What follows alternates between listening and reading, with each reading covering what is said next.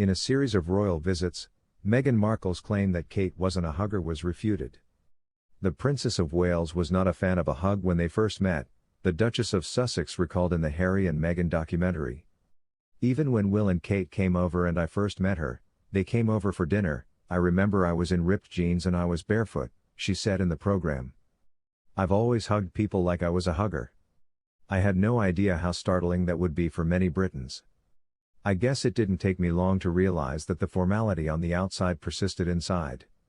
Kate, however, has been captured on camera during royal engagements being affable and open with a variety of people, most recently with her old history teacher who made an unexpected appearance in Cornwall on Thursday.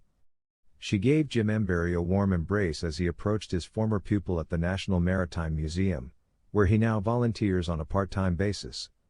After a video of Kate beaming as she hugged Mr. Embury was posted to Twitter, a royal fan page criticized Meghan's remarks as utter rubbish. Kate's friend defended her as well, saying that she is friendly and outgoing and gives everyone a big hug and kiss when they arrive. Her being that way comes naturally to her. In 2018, Kate enthusiastically greeted Professor Jacqueline Dunkley-Bent at the Royal College of Obstetricians and Gynecologists, RCOG, in London and gave her a hug before having a catch-up. 3 years earlier, the professor had assisted Kate in giving birth to Princess Charlotte. While out and about, she frequently hugs and plays with children and babies because she enjoys getting to know her younger fans. The Duchess of Sussex has consistently stated that she is not a fan of formal introductions, stating, "I'm an American. I hug." When Meghan joined the royal family, her close friend Bonnie Hammer, the head of Universal Cable, remarked, the guards would greet her and walk her in. She began giving the boys hugs after the first few occasions, which wasn't really custom. And someone eventually informed her, well, people don't really do that. She pronounced I'm American literally. I hug. According to an expert, the King's coronation has no budget and authorities spend as they see fit. In fewer than 12 weeks, the King's coronation is scheduled to take place. According to a royal specialist, the coronation of King Charles III, which will take place in May, has no budget and that officials will spend how they see fit. According to reports, the King had earlier expressed his desire for a scaled-down event that would last only 60 minutes.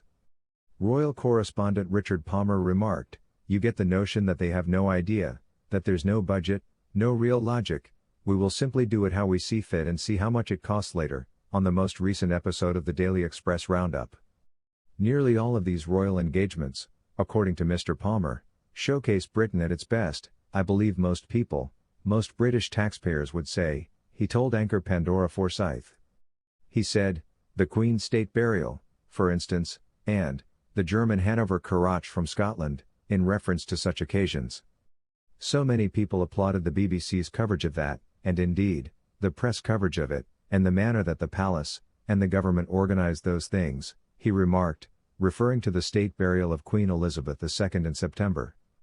Mr. Palmer did, however, predict that some people, including Republicans, would start complaining about the cost of it.